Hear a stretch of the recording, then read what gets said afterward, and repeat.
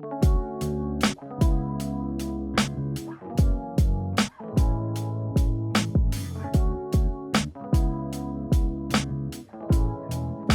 back to the Move Better Project. Today, we're gonna do an exercise called the suboccipital release. This one, a lot of people have a love-hate relationship with. They love it because it gives them a lot of relief of upper cervical, neck pain, tension headaches, that kind of stuff. They hate it because it can be kind of intense. The suboccipital muscles connect the base of the back of the skull, the occipital bone, to the first and second cervical vertebrae. And there are a couple different ones on each side, but they sort of form this little triangular shape. And if you feel around back there, if you're like most people, and you've put your thumbs here, you can find this ridge here, the external occipital protuberance. I can go down a little bit, and right as I get to the base of my skull, if I press in there with my thumbs, whew, it feels a little tender, a little tight. Now, the reason those muscles get so overworked is what they do as a group. Each one kind of has different angles of pull, but generally as a group, they do upper cervical extension. What most people have posturally is a condition we call forward head posture.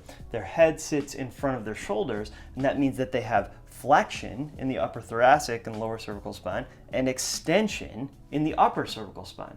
So if my head is in front of my body and I don't want to look at the ground, I have to extend the upper cervical spine. So these muscles get locked in this tight position, and that can cause problems, both pain and tenderness in that area, but also tension headaches as the suboccipital nerve, which goes between a couple of those suboccipital muscles, it kind of comes out, that gets pressure on it and it creates this pattern, classic pattern of a headache that sort of wraps up and around. And a lot of people are like, oh, my temple or like behind my eye, I get this headache when I spend too long at the desk. Well, that's classic suboccipital overtightness. Now, I should say, this exercise can give you great relief, but it doesn't in and of itself solve forward head posture. I went to a seminar once about the cervical spine, and the guy leading the seminar said that the suboccipitals are mama bear, and they protect when there's dysfunction lower in the cervical spine. They get really tight to try to keep and stabilize the head into a functional position. So you can release them and you will get relief from some of that tension headache or upper cervical pain. That's great. But you still need to solve the overall problem of forward head posture. And that's gonna require a lot of work in upper thoracic extension, working on the shoulders to get them to sit back and down, as well as strengthening deep cervical flexor muscles as well. So use this, but use it with caution. All right, we're in position.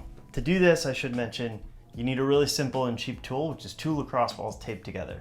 Some people make a product that's like this, but in plastic or rubber or different things. Those are fine too, but this is cheap and available. If you're really, really tender, this might be too hard for you. You can get sort of 2 tennis balls taped together. It'll be a little softer, a little easier to manage, but this is good for most people. And I want to place this just right on those suboccipital muscles. So I'm finding the base of my skull in the back, which I can find that external occipital protuberance, that little bump back there, go a little below. I want to work right on the base of the skull. Not below it actually, but start right on it because that's where the muscles attach. So I'm getting myself into a little bit of a chin tuck position just to expose those muscles and giving myself a double chin.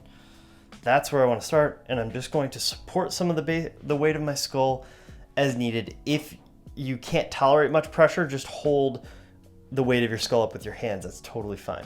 So anyway, once I put that in there, I can just hang out here and take a few deep breaths. That's totally fine.